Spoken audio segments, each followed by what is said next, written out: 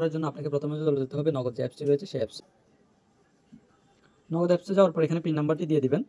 নাম্বারটি দেওয়া হয়ে গেলে এবার এখান থেকে লগইন অপশনে ক্লিক করবেন। লগইন হয়ে যাওয়ার পর এখানে দেখতে পাবেন সেন্ড মানি একটা অপশন রয়েছে, ঠিক সেন্ড মানি অপশনটার উপর একটা ক্লিক করতে হবে।